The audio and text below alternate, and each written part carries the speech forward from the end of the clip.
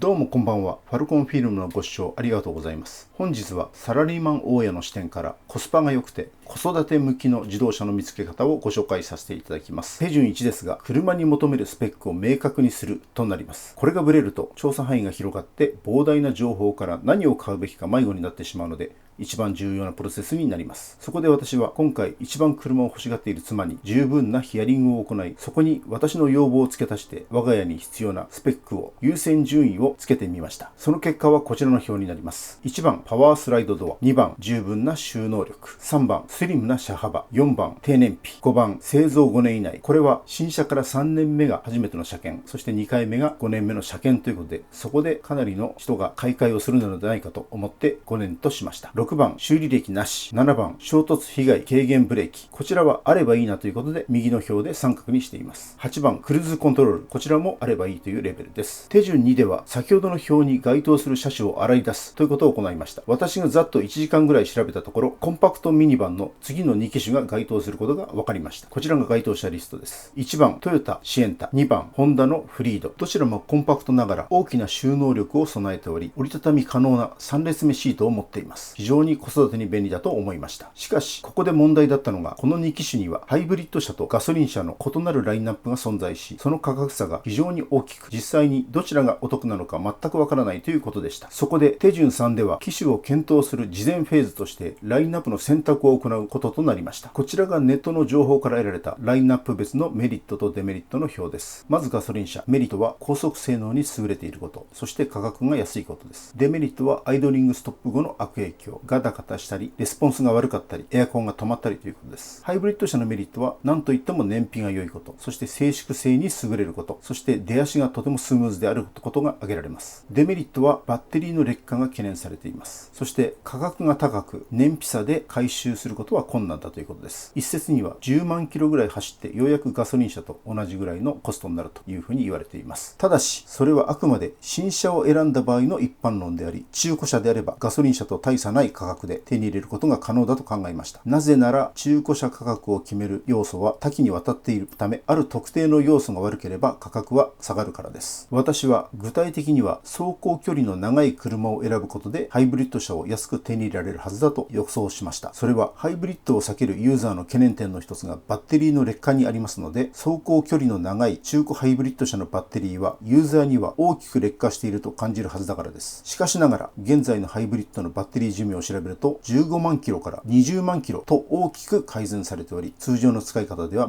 全く問題ありません。さらにバッテリー交換のコストも年々下がっているとのことです。私はここが品質上は問題ない走行距離の長い中古ハイブリッド車がその価値に見合わない低価格に陥る、すなわち市場の歪みであると捉えて、今回の調査購入するラインナップは中古ハイブリッド車1本に絞ることとしました。手順4では候補となったトヨタシエンタハイブリッドとホンダフリードハイブリッドの情報を集めた上で簡単なロードマップを作成して俯瞰することとしました。こちらが5年前の2014年から昨年の2018年までの非常に簡単なロードマップです。まず左のトヨタのシエンタから見てください。2014年時点では初代でした。これはハイブリッドがありません。2015年2代目でフルモデルチェンジがなされました。燃費がリッター 27.2 キロまで大幅に伸びました。そして衝突軽減ブレーキ搭載しました。価格は222万から232万円です。そして2018年3代目、こちらはマイナーチェンジです。燃費が 28.8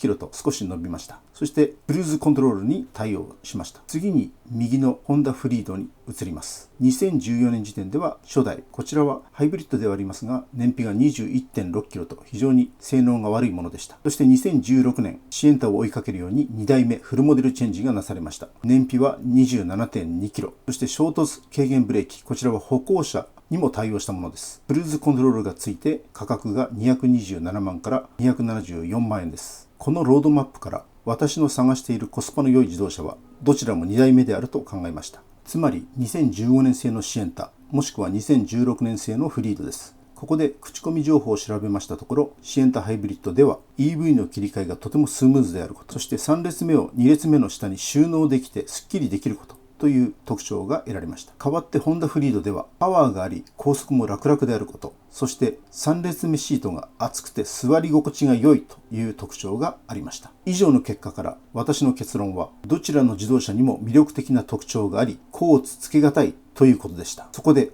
サドンテスとして耐久品質での比較を実施することとしました。なぜならば、たとえ自動車を安く購入できたとしても、修理が多いのでは手間が増えて、一番大事な時間を大きく損なうからです。よって自動車を購入するケースでは、耐久品質の情報もしっかり確認した方が良いと思いました。そこで着目したのが日本自動車耐久品質調査です。こちらは JD パワージャパンという民間会社が調査している資料で、2018年のものになります。新車購入して37ヶ月から54ヶ月が経過したユーザーが対象です。すなわち3年1ヶ月から4年半と、まさに今回の調査にはちょうどいい情報でした。直近1年間の不具合経験を徴収、2835人と非常に多くの回答を得ている。数値化をしており、数値が低いほど品質が高いことを示しているとのことです。まずはブランド全体の耐久品質を表すブランドランキングです。1位はトヨタの高級ブランドのレクサスですが、2位にトヨタということで、この時点でシエンタが一歩リードとなります。ちなみに3位はダイハツでした。そして私がこの2018年資料で最も重要視したのが次のページのコンパクトセグメントランキングです。1位トヨタのビッツ、2位トヨタのラクティス、3位トヨタのアクアということでトヨタ圧勝です。この結果の中で私が特に注目したのが3位のアクアです。なぜならシエンタはこのアクアと共通プラットフォームで開発されましたので、ハイブリッドシステムを含めた主要な品質はほぼ同じと考えて良いからです。加えてより上のクラスのミニバンランキングでも1位から3位までをトヨタが独占しており、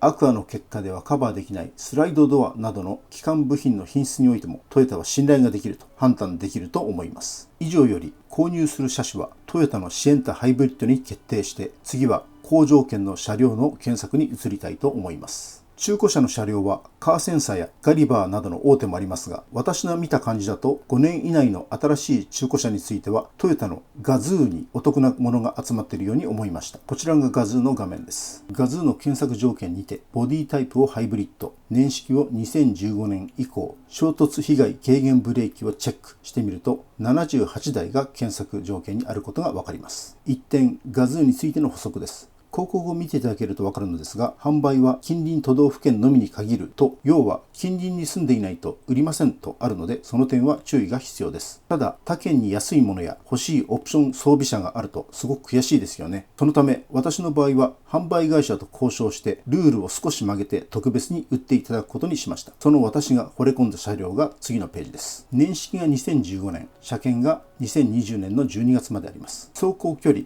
これがネックで6万8000キロと長いために値段が大きく下がっていました。評価点は5段階中の4ということで、とても綺麗でした。グレードは G グレードを選びました。これはパワースライドドアが両側についているので、子育てには非常におすすめです。鍵はスマートエントリーということで、両手が塞がっていても簡単に開けることができます。修理歴はありません。乗車定員は7名のものです。シエンタの場合、6名のタイプを選んでもキャプテンシートもついていませんし、ウォークスルーもありませんので、6名にするメリットは薄いと思います。装備されていたオプションは1番トヨタセーフティーセンス、これは自動ブレーキですので必須の設備になります。2番15インチのアルミホイール、これがついているととてもスポーティーなデザインになるのでおすすめです。3番ナビレディパッケージ、これはバックカメラがついていますので必須のオプションだと思います。4番スタンダードナビ7インチ、こちらは社外品でも大丈夫です。5番 LED ランプパッケージ、夜省エネで走るためには絶対に必須のものです。そしてデザイン性もスポーティーになります。6番スーパー UV カット&ヒートシーターパッケージ、どちらも女性には嬉しい設備ですが、特にシートヒーターが重要です。極力エンジンを使わない仕組みのハイブリッド車は冬はとても寒いので必須の装備と言えます。7番フロアマットデラックスタイプ、こちらは社外品であれば半額ぐらいで済みます。以上の内容で支払い総額150万円です。今回私が購入したシエンタハイブリッドを新車で購入したと仮定した総額はなんと約279万円にもなります。それが3年半経っただけで約 46% 引きの150万円で手に入れることができました。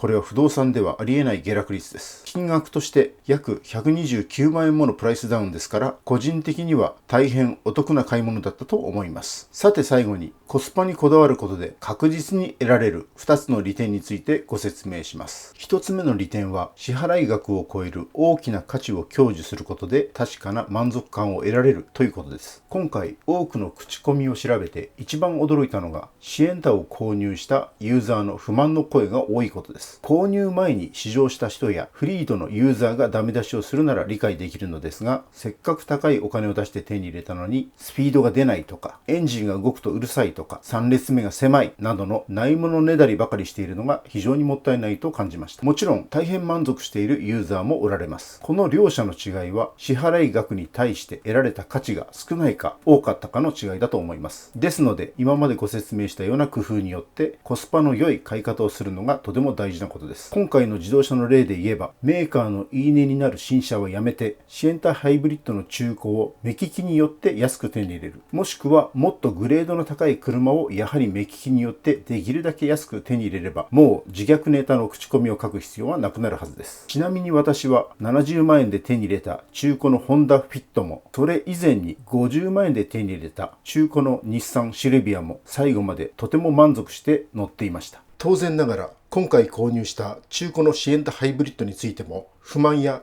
後悔などあろうはずがありません。さて、2つ目の利点は、削減した分のお金を投資に回すことで将来の貯蓄を無理なく増やせるということです。もしも今回浮いた129万円を毎月1万円ずつ積み立て投資したら、一体いくらになるでしょうか。こちらがそのシミュレーションです。月々1万円ですから、積み立て期間は10年9ヶ月になります。利回りを現実的な利回りである 5% と設定した場合、なんと170万3548円となります。170万円もあれば次の車を購入することもできますし、将来のご家族のために継続して資産を増やしていくのも良いかと思います。本日のまとめです。一つ目は求めるスペック、すなわちゴールを明確にしました。二つ目はコスパを最大化するためにロードマップを作成して俯瞰したり、耐久品質を調べたりと知恵を使って試行錯誤しました。三つ目はコスパにこだわることで満足と貯蓄が得られることが可能であることをお伝えしました。ちなみに私は貯蓄を増やした後、子供が将来大きなリターンを得られるように学費に再投資したいと思います。以上です。